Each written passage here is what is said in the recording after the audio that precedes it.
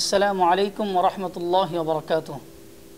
সম্মানিত শ্রোতা মণ্ডলী, আশা করি আল্লাহ রাব্বুল আলামিনের অশেষ কৃপায় সকলেই ভালো আছেন।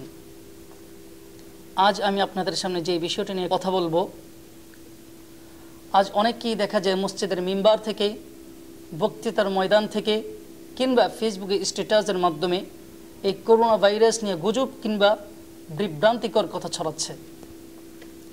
তার মধ্যে একটি হলো যে এই করোনা ভাইরাস কোনো মুসলমানদেরকে আক্রান্ত করবে না।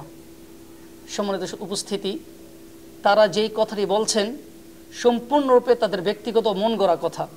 কোরআন সুন্নাহর সাথে এই কথার কোনো সামঞ্জস্যতা নেই। কোরআন এবং সুন্নাহর পরিপূর্ণ মুখালিফ। সম্মানিত উপস্থিতি, ইসলামের দ্বিতীয় খলিফা হযরত ওমর রাদিয়াল্লাহু তাআলা আনহুর শাসনামলে যখন মহামারী এসেছিল, তখন হযরত আবু উবাইদা ইবনুল জাররাহ, মুআজ ইবনে জাবাল রাদিয়াল্লাহু তাআলা আনহু সহ অনেক সাহাবা একরাম এই মহামারীতে আক্রান্ত হয়ে শাহাদাতের পেয়ালা পান করেছেন।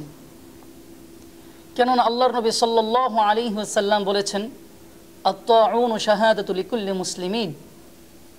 কোনো মুমিন যদি মহামারীতে আক্রান্ত হয়ে সবরের সাথে আল্লাহ রাব্বুল আলামিনের উপরে ইয়াকিন করে মৃত্যুবরণ করে, তো আল্লাহ রাব্বুল আলামিন তাকে শাহাদাতের মর্যাদা দান করবেন।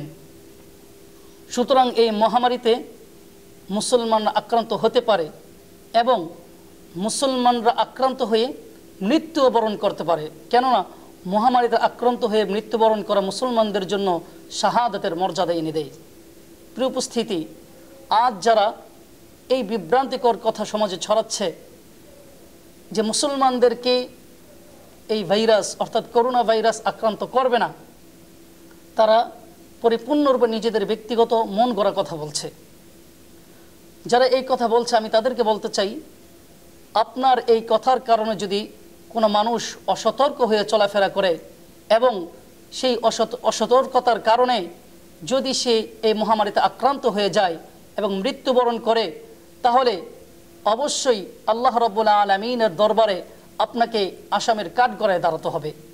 এই জন্য আমাদের সকলকেই সতর্কতা অবলম্বন করতে হবে। কেননা সতর্কতা অবলম্বন করা প্রতিটা মানুষের জন্য ওয়াজিব। আল্লাহ রাব্বুল আলামিন কোরআনুল কারীমের সূরাতুল বাকারার 195 নম্বর আয়াত আল্লাহ বলেন, ওয়ালা তুলকু বিআইদিকুম ইলা তাহলুকা। তোমরা তোমাদের নিজেদেরকে ধ্বংসের দিকে নিক্ষেপ করো না, মৃত্যুর দিকে নিক্ষেপ করো না। অর্থাৎ আমাদের সকলকেই যে কোনো প্রকার ভালা মুসিবত থেকে সতর্কতা অবলম্বন করতে হবে। অবশ্যই আমাদেরকে সতর্কতা অবলম্বন করে চলতে হবে। আল্লাহ রাব্বুল আলামিন আমাদেরকে সকল প্রকার ছোট বড় মহামারী থেকে হেফাজত করুন এবং সতর্কতা অবলম্বন করে চলার তৌফিক দান করুন। আল্লাহ রাব্বুল আলামিন আমাদের কবুল করেন। আসসালামু আলাইকুম ওয়া রাহমাতুল্লাহি ওয়া বারাকাতুহু।